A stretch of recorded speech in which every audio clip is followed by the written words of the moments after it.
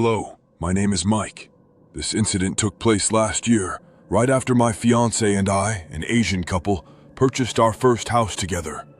It was a modest two-story residence in an ordinary suburban town in Georgia. While it wasn't particularly remarkable, for us, it held immense personal significance. The street was typically quiet, featuring a decent backyard, a simple fence, and conventional-looking houses aligned side by side. We considered ourselves fortunate to own a home at our age, making it an incredibly exciting chapter in our lives. A chapter that was quite literally stolen from us, as you'll soon understand. The initial days were uneventful. We unpacked, greeted a few neighbors, and began to settle in. The elderly couple on our right was quite friendly. The man across the street waved and introduced himself when he saw us. However, the house to our left was different. For the first few days, we saw no one exited. The curtains remained drawn. While the house appeared well-maintained and normal, it always seemed dim inside, as if uninhabited, despite a car in the driveway. The only peculiar observation occurred one afternoon, when we saw someone standing inside their front window. My fiancé and I were bringing groceries in from the car when she subtly pointed it out. I glanced over and noticed a man partially obscured by the curtain, clearly watching us. He didn't wave, and as soon as he realized we had seen him, he moved away from the window. It felt strange, but we didn't dwell on it, assuming some people were simply reserved or awkward.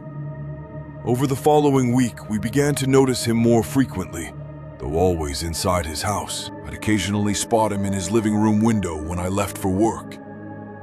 My fiancé mentioned seeing him in an upstairs window once while checking the mail. Each time he appeared to be observing us, but he never lingered. The moment we looked back, he would vanish. One evening, something happened that caused us both a profound sense of unease. Around midnight, as I was preparing for bed, I walked past our upstairs window, which directly faced his house. Out of habit, I looked over and saw him in his upstairs window. This time, he wasn't partially concealed or hidden behind a curtain. He was fully visible, standing upright, his face turned directly towards our bedroom window.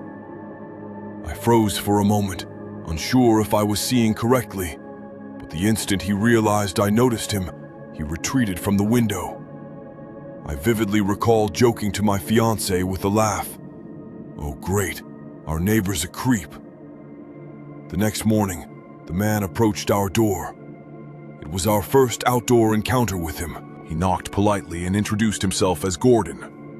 He apologized for appearing to spy the previous night, explaining he had been placing something on his window ledge and hadn't intended to look into our room. He maintained a smile throughout, a sufficiently welcoming one that offered me some relief. While I didn't instantly warm to him, there was a definite oddness about him. His apology was appreciated. Not wanting to be impolite, I assured him it was fine. Upon returning inside, I told my fiancé he seemed somewhat pleasant, if a bit eccentric. We decided to dismiss the incident. A week later, another event occurred that we couldn't ignore. In the middle of the night, my fiancée woke me, claiming she heard someone in the yard. Still half asleep, I got up to check the window, feeling the responsibility as the man of the house. Looking outside, I saw a person in our yard. Unless it was Bigfoot, it was clearly a full-grown man moving around as if searching for something. My immediate reaction was to shout, "Hey!" despite knowing it wasn't the wisest move. As soon as I yelled, the person quickly moved towards the gate and slammed it shut behind him. Since our backyard was empty apart from some gardening tools, I didn't suspect theft and didn't bother checking the area. I did check the front windows but saw no one. I didn't go outside, feeling unsafe. Eventually, my fiancé and I returned to sleep, though we remained unsettled. A few nights later, the same thing happened. My fiancé woke me, saying she heard rustling outside. This time, we both clearly heard it. It sounded like someone was manipulating something. I can't say what exactly, but my best description would be some kind of lock. I went to the window again, and indeed, I saw someone in the backyard. My entire body tensed up. I yelled that I was calling the police. The person left the yard, again slamming the gate in the same manner. This time, however, I saw enough of the man's face and posture to recognize him as Gordon. I shouted, "Gordon!" But he didn't respond, simply walking away as if nothing had happened. This time I went outside.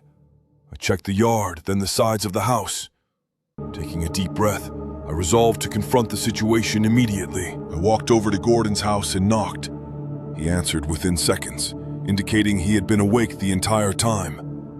He smiled as always and began laughing, admitting it was him in the yard. He claimed he was chasing away children who frequently jumped neighborhood fences, and he had caught them trespassing from his backyard into ours. He stated it happened often and told me I'd get used to it. He kept smiling, but there was something unnatural about his smile, something lurking beneath it. I swear, I saw hatred in his eyes. I didn't argue. I simply told him I understood and returned home. Deep down, however, I didn't believe a word he said. The following day, he visited again and invited us to his house for Chinese food the next night, a Friday. We felt that accepting might at least alleviate the awkwardness between us and allow us to be cordial neighbors. We arrived at his house around 7 p.m. that Friday. The moment we stepped inside, the atmosphere felt uncomfortable. Gordon seemed relatively intoxicated and became progressively drunker as he continued to drink wine.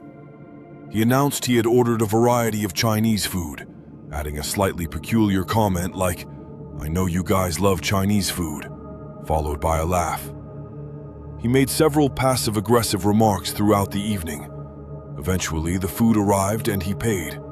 We offered to help him set the table, but he almost yelled, "No!" The entire dinner was tense. As he consumed more wine, his behavior shifted. He started making rude comments that were less passive and more direct. What he said made it quite clear he was unhappy about an Asian couple moving into the neighborhood. At first, we tried to ignore it, hoping it would stop. But then he grew louder and more enraged. I mean it. He genuinely became angry as he spoke about the town's history of being white. He began saying things that honestly made both of us feel unsafe. Then, he openly admitted that it was indeed him who had been in our backyard those nights. He didn't deny it or try to conceal it. The climax of the night was when he yelled that we were not welcome there, and that the neighborhood wasn't for people like us. At that point, we said nothing. We simply stood up and left. We hurried back to our house as quickly as we could, not speaking until we were inside, doors locked. We were at a loss for what to do except consult our other neighbors. So we went door to door, inquiring about Gordon. Some were shocked by our account, while others weren't surprised at all.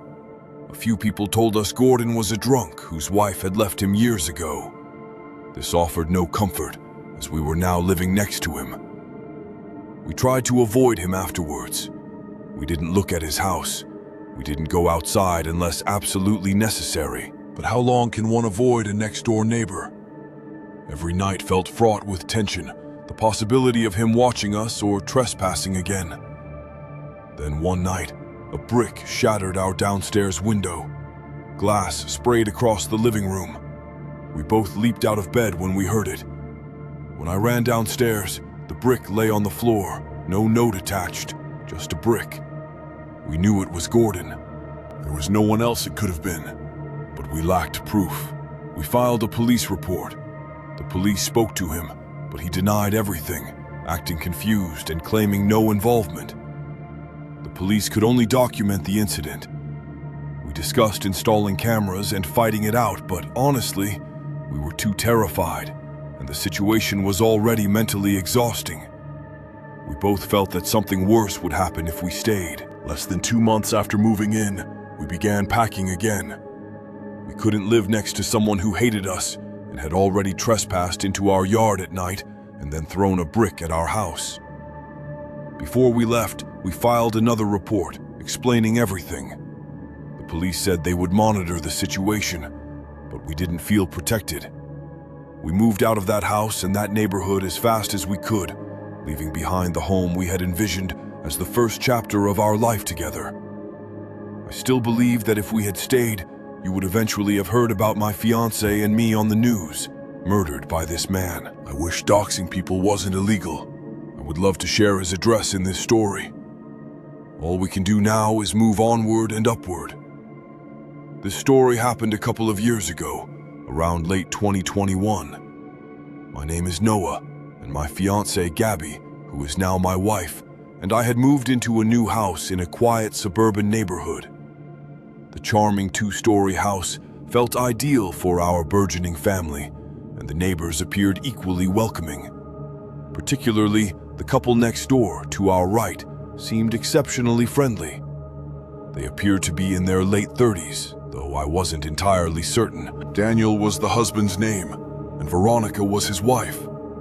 They exuded warmth and kindness, even baking us a delicious red velvet cake as a thoughtful housewarming gift, which we thoroughly enjoyed and for which we expressed immense gratitude. Our initial weeks in the new neighborhood passed tranquilly until we began noticing peculiar behaviors from Daniel and Veronica. One night around 11 p.m., a loud shouting match erupted from their house. Peeking out my bedroom window, I realized the commotion was coming from their direction. The angle of our houses prevented me from seeing them, but I eventually witnessed Veronica storming out to her car and driving off. Silence then descended once more. I confided in Gabby, and we dismissed it as a typical marital spat, with Veronica leaving to cool down. Although their apparent sweetness made me slightly uneasy about such a heated argument, I rationalized that all couples have disagreements, and we didn't dwell on it. Later that same week, Gabby and I returned home to find them arguing loudly again. Their main door was open, betraying a clear view of their heated exchange through the closed storm door.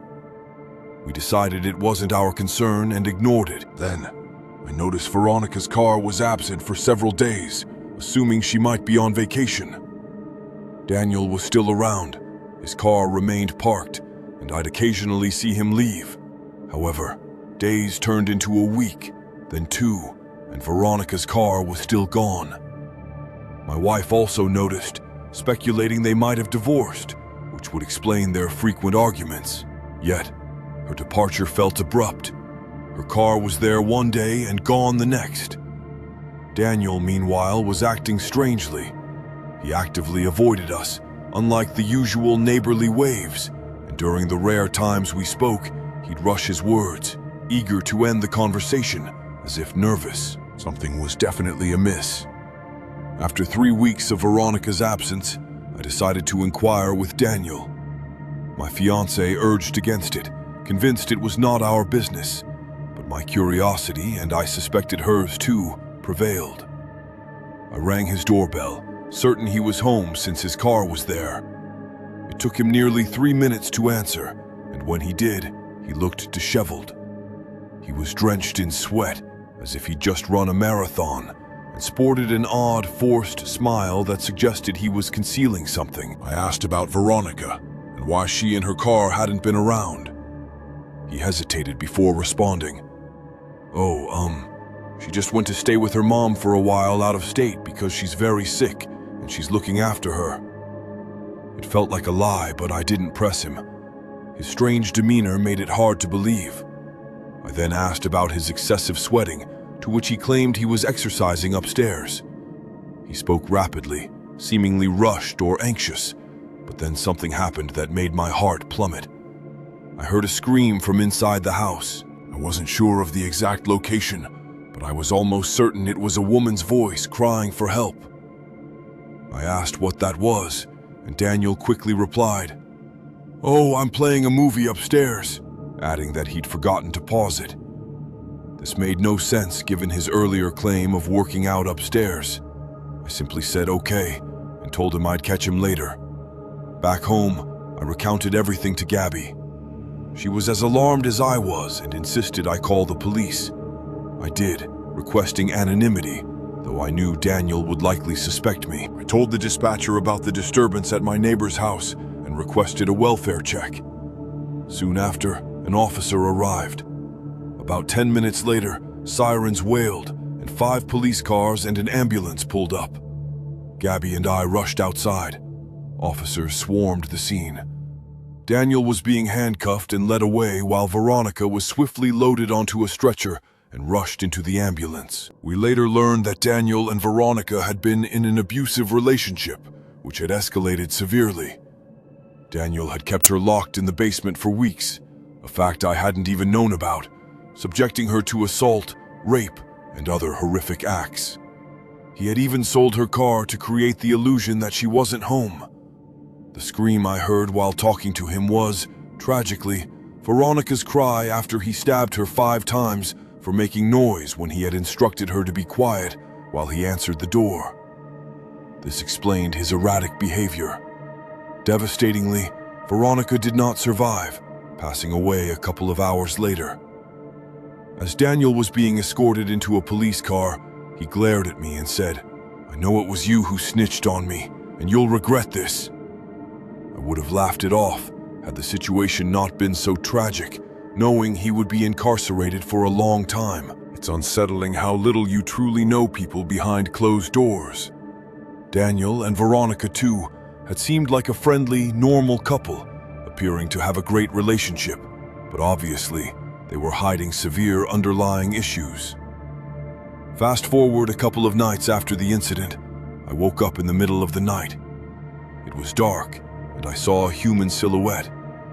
As my eyes adjusted, I recognized Daniel. My heart sank. He said, "I told you you would regret this." He was holding a knife. I tried to reason with him, urging him to calm down and talk, but he remained unresponsive.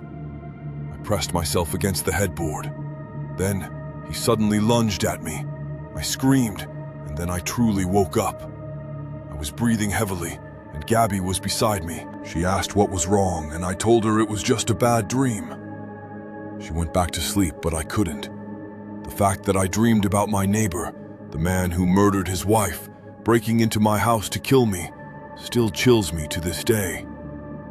Most dreams fade, but this one remained vivid, and the words he uttered in the dream were precisely what he had said while being taken away in cuffs. I never told my wife about this dream. I don't know why. Perhaps because she might think I'm crazy, or it would just stress her out. Eventually, after we married, we moved to another part of town. It's a pleasant, quiet neighborhood with a lovely house, but the entire event traumatized us. The knowledge that we lived next to a murderer still haunts us.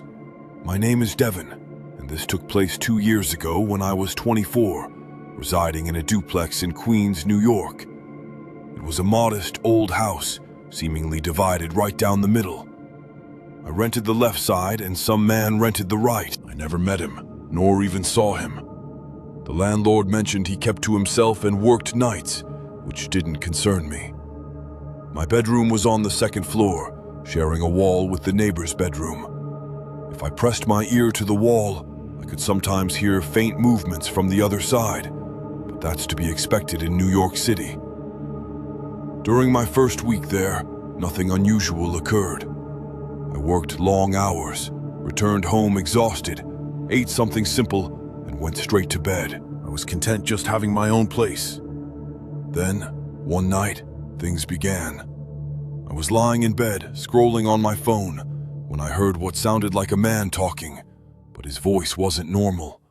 It was high-pitched, like someone attempting a fake voice. It was faint and came from the other room, but the wall was so thin that it felt as if the person were standing right next to me. I couldn't understand what he was saying. It was just a strange, high-pitched mumbling. I tried to ignore it, thinking he might be on the phone or watching TV. Eventually, the mumbling ceased and I fell asleep. A few nights later, however, the mumbling returned, but this time it was louder, and it was undeniably a man talking. I lightly pressed my ear to the wall and listened. It didn't sound like he was on the phone. It sounded like he was talking to himself. I didn't know whether to laugh or be slightly unnerved. To block out the noise, I pulled the blanket over my head. I had to work early the next morning and needed to sleep. I believe that was the first night I realized I didn't like living there alone. 2 weeks after that, the knocking started. I was again lying in bed, half asleep, when I heard 2 taps on the wall right beside my head. It was so close that I flinched, as if someone had touched me. I sat up and waited a few moments in silence. Then came 2 more identical taps on the wall from the other side. I knew for certain it wasn't a house-settling noise that could be easily explained away. I rolled away from the wall and sat there, trembling. I kept waiting to hear something else, but it became quiet. I wanted to knock back, but realized that acknowledging it would likely make it worse. The next morning, I told myself it was no big deal and that I was overreacting. Over the next week, the knocks continued, sometimes soft, sometimes harder, always at night, and always when I was trying to sleep. One night it went on for so long that I put on headphones and turned on a loud fan. I remember lying awake, contemplating how thin the wall was, how close his room was, how close he was. He could literally be lying just 2 feet away from me. It scared me more every night. Still, the knocks could have merely been him sitting against the wall and accidentally banging or tapping the wall with something. But then came the night everything changed. I'll never forget it. I was lying in bed on my side, facing the wall. My eyes were closed, but I wasn't asleep yet. The room was dimly lit, save for the streetlight's glow filtering through the blinds. I heard the distinct 3 slow knocks once more. My eyes remained shut, and I struggled to keep my composure. Then, the familiar high-pitched male voice penetrated the wall. It was muffled, yet clear enough for me to discern each word. He queried, "What are you doing in there?" My breath hitched. I jolted upright in bed, trembling so violently my teeth chattered. This was no longer a matter of potential accidental wall taps. He was now directly addressing me. His words had come straight through the wall, delivered with an unnerving intimacy, as if he knew I was just inches away. I snatched my phone and dialed my boyfriend. In a hushed voice, I confessed my terror and recounted the entire incident. He promised to come over immediately and stay the night. I remained upright with the lights on until his arrival. The rest of the night was uneventful, which, paradoxically, was almost worse. It made me feel irrational, as if the neighbor had somehow known my boyfriend was present. For several days, tranquility reigned. I began to suspect it might have been a strange coincidence, that the neighbor was engaged in something else entirely, and I had simply misheard. But then, a few nights later, an event transpired that sent me fleeing from the house in a panic. I still have nightmares about it. This time, I was sound asleep. I don't recall the exact time I awoke, but it was abrupt. Something jolted me awake. I sat up slightly, and then the knocking began, a rhythmic drumming on the wall, as if someone were tapping their fingers right beside my head. Without thinking, I screamed back, demanding that whoever it was leave me alone. I was trembling and breathing heavily. I believe the surge of adrenaline from finally finding the courage to yell back was immense. I couldn't have predicted what happened next. It was beyond anything I could have imagined. A voice materialized. It emanated from within my room. A voice in the darkness commanded, "Go to sleep." It was not the voice from the wall. This one was deeper, closer, right there in my room. I launched myself from the bed, screaming. For some reason, the brief moments of my mad dash through the hallway and down the stairs are a blur. All I truly remember is bursting outside and running into the street, shouting for help repeatedly.